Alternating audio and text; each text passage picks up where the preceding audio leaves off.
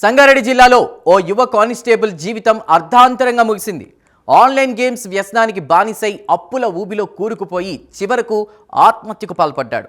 సంగారెడ్డి పట్టణ శివారులో మహబూబ్ సాగర్ చెరువు కట్టపై తన వద్దున్నటువంటి రివాల్వర్తో కాల్చుకుని ప్రాణాలు తీసుకున్నాడు.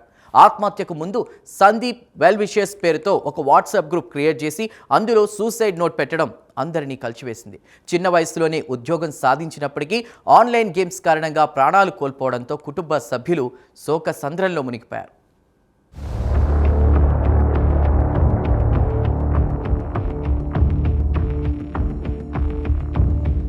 సంగారెడ్డి పోలీస్ స్టేషన్లో విధులు నిర్వహిస్తున్న కొఠారి సందీప్ కుమార్ అనే కానిస్టేబుల్ ఆత్మహత్య కలకలం రేపుతోంది. 2024 బ్యాచ్కి చెందిన సందీప్ కుమార్ కొంతకాలంగా ఆన్లైన్ గేమ్స్కి బానిసయ్యాడు. ఆన్లైన్ గేమ్స్ ఆడేందుకు బంధువులు, స్నేహితుల వద్ద లక్షల రూపాయలు అప్పు చేశాడు. అప్పులు తీర్చాలంటూ వారి నుంచి తీవ్ర ఒత్తిడి రావడంతో తట్టుకోలేకపోయాడు. ఈ క్రమంలోనే ఈ దారుణ నిర్ణయం తీసుకున్నాడు. తన వద్ద ఉన్న రివాల్వర్తో కాల్చుకుని ప్రాణాలు తీసుకున్నాడు.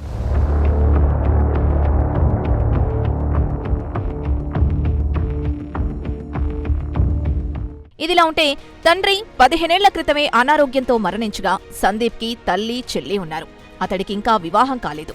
సందీప్ తన సోదరితో కలిసి సంగారెడ్డి పట్టణంలో నివాసం ఉంటున్నట్టు తెలుస్తోంది. ఏడాది క్రితం ఉద్యోగంలో చేరిన సందీప్ వయసు కేవలం 23 ఏళ్లే.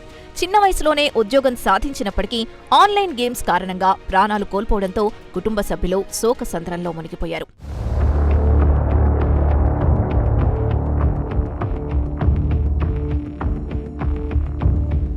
ఆత్మహత్యకు ముందు సందీప్ వెల్ విషర్స్ పేరుతో ఒక వాట్సాప్ గ్రూప్ క్రియేట్ చేసి అందులో సూసైడ్ నోట్ పెట్టడం అందర్నీ కలిచివేసింది. అమ్మా, చెల్లి, నన్ను క్షమించండి. నేను ఉన్నన్ని రోజులు మీకు నరకం చూపించా. నేనింకా ఉంటే మీరు బాధపడుతూనే ఉంటారు.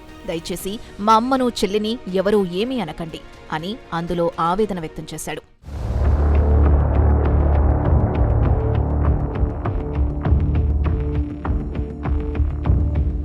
ఈ ఘటనపై పోలీసులు కేసు నమోదు చేసి దర్యాప్తు చేస్తున్నారు. అయితే సందీప్ ఆత్మహత్యకు ఉపయోగించిన రివాల్వర్ ఎక్కడిది అనేది ప్రశ్నార్థకంగా మారింది. పోలీస్ స్టేషన్లోని స్టోర్ రూమ్ నుంచి ఎవరికీ తెలియకుండా తీసుకెళ్లడా, లేక విధి నిర్వహణలో భాగంగా ఉన్నతాధికారులు ఇచ్చిందా అనే కోణంలో సీఐ రమేష్ నేతృత్వంలో విచారణ కొనసాగుతోంది. ఇలా వ్యసనం బారిన పడి ప్రాణాలు కోల్పోవడం స్థానికంగా విషాదాన్ని నింపింది.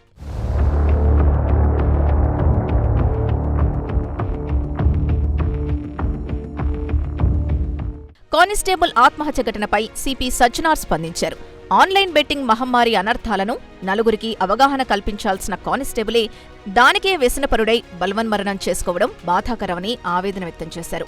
బెట్టింగ్ అనేది ఎంతటి ప్రమాదకారో ఈ ఘటన మనకు స్పష్టం చేస్తోందన్నారు.